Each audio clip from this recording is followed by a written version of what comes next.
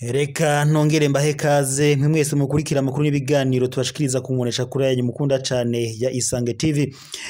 Ndabahaye kaze, ndabahaye mwaramutse, abandi ndabahaye mwiriwe bivanye naho muherereye.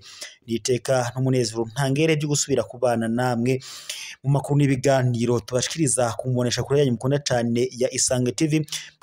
Mwe banywanyi mwama mwiteguye gukurikira amakuru n'ibiganiro tubashikiriza gatanu kuri gatanu.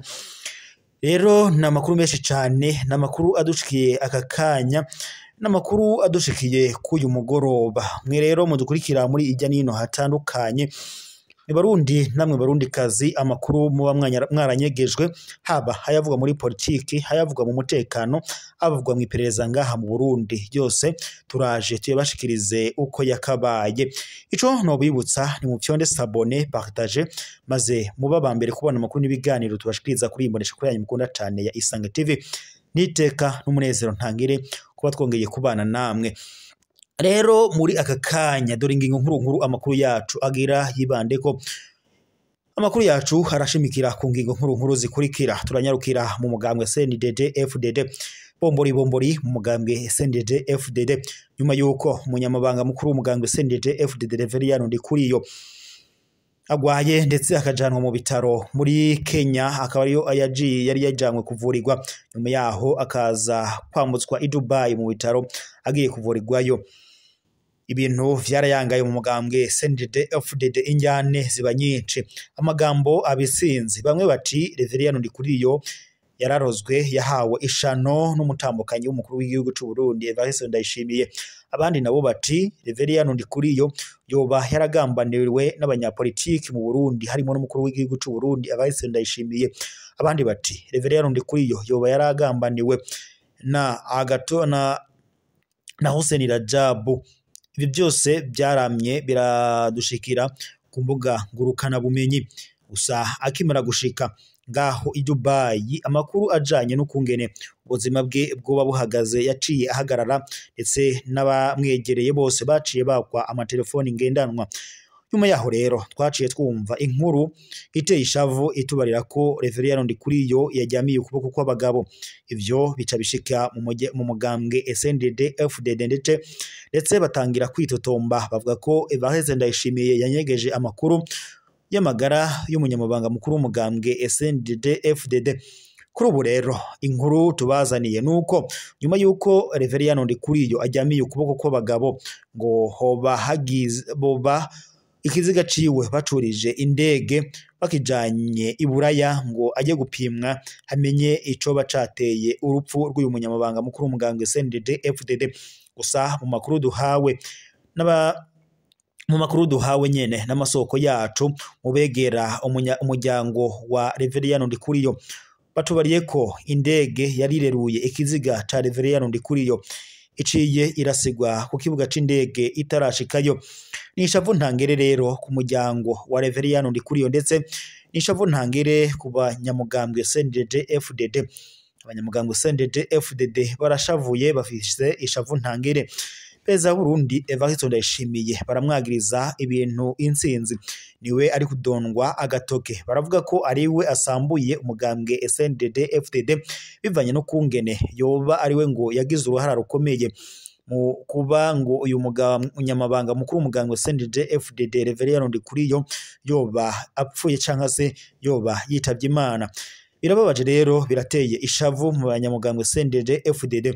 Bavuga ko Evariste Ndayishimiye kuva yagashika ku butegetsi mu mugambwe CNDD FDD, ibintu vyatanguye kuyangara, abanyamugambwe batangira kuba batameze neza, ndetse n'umugambwe utangura gusambuka. Bamwangiriza ko kuva yagashika ku butegetsi atakintu namba kizima yakoreye abanyagihugu b'u Burundi. Aha bagaruka ku batanga akarorero kukuba abana b'igihugu cy'u Burundi ngo boba bariko baragandagurirwa muri Republika Iharanira Intwaro Rusange ya Kongo.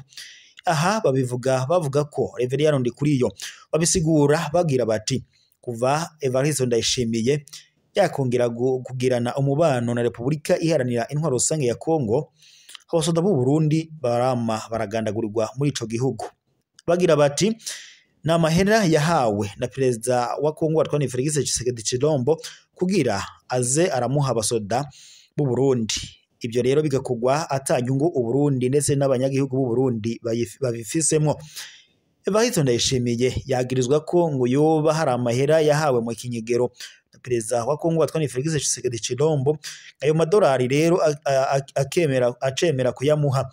Baciye basinyana amasezerano ko azoza aramuha abasoda bo kumufasha guhangana n'ujya muhari witwaje ibigwanisho wa M23, ndetse uyu muhari udahwema kwama ugaba intambara mu bice bitandukanye muri Repubulika iharanira intwaro rusange ya Kongo. Perezida w'u Burundi Evariste Ndayishimiye yagirizwa ibintu intsinzi. Akarorero, ejo bundi ubwo inama y'umuryango wa Afurika y'Ubuseruko EAC yateraniraga muri Tanzania, yamwagirije kukuba yohereza abasoda mu kinyegero muri Repubulika iharanira intwaro rusange ya Kongo, ndetse no gwaruka rw'umugambwe uri ku butegetsi CNDD-FDD ruzwi nk'imbonerakure. Evariste Ndayishimiye ivyo byose ntabyemera, ndetse acavuga ko ngo gutabarana ari ibintu ntangere ndetse ari umuco mu Barundi, ndetse akavuga ko azokwama arafasha umunywanyi wiwe perezida wa Kongo Antoine Felix Tshisekedi Tshilombo ngo bahashe ijya ntambara iri muri buseruko bwa Repubulika iharanira intwaro rusange ya Kongo.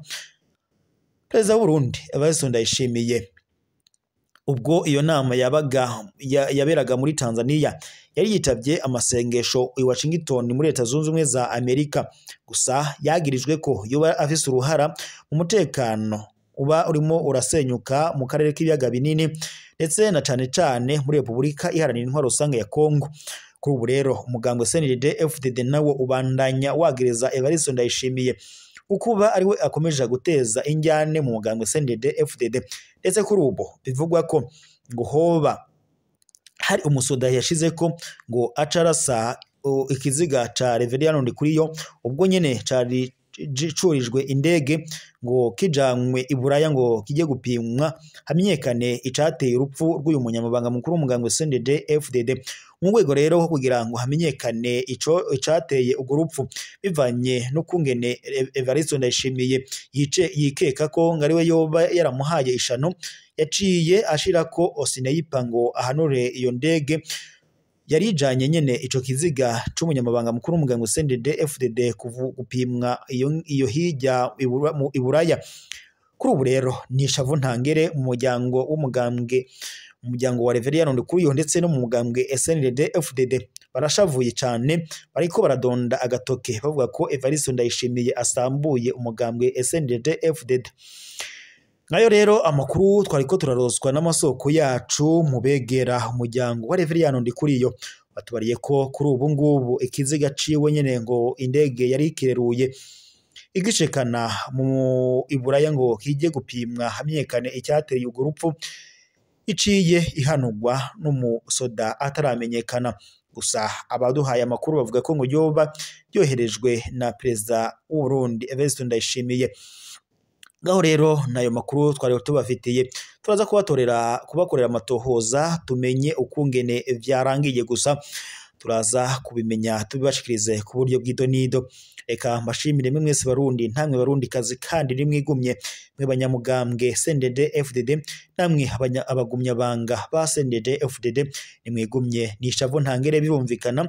Gusa mukomeze muhagarare mwoge magabo, ahari urugamba ruzorangira. Nyuma y'ubutegetsi bwa Evariste Ndayishimiye ubundi butegetsi buzokemura byinshi, kandi burya nawe arabiraba arafise icyo azokora. Reka rero ndabashimire mwese mwari mukurikiye amakuru n'ibiganiro twabashikirizaga ku mbonesha kuri yanyu mukunda cyane ya Isange TV. Ryari iteka n'umunezero ntangere kuba twari kumwe namwe mu makuru n'ibiganiro twabashikirizaga. Reka tube dusubikiye ngaha amakuru n'ibiganiro twabashikirizaga, nabibutsa gusa gufyonda sabone partager kugira muze muraba ba mbere kubona amakuru n'ibiganiro tubashikiriza ku mbonesha kuri yanyu mukunda cyane ya Isange TV. Reka ntere yambu abadukurikira bari mu Kigobe, abari Nyakabiga, abari Bujumbura, Karusi, Bubanza, Gitega, Muramvya, mwese ndabahaye yambu. Abari mu ducimbiri dutandukanye, imitumba itandukanye n'ibisagara bitandukanye ngaha mu Burundi, mwese ndabateye yambu. Nimubandanye mugira ibihe byiza, amakuru yacu yo nagasaga Imana ikomeze kubana namwe, turasubira mu makuru ya nijoro.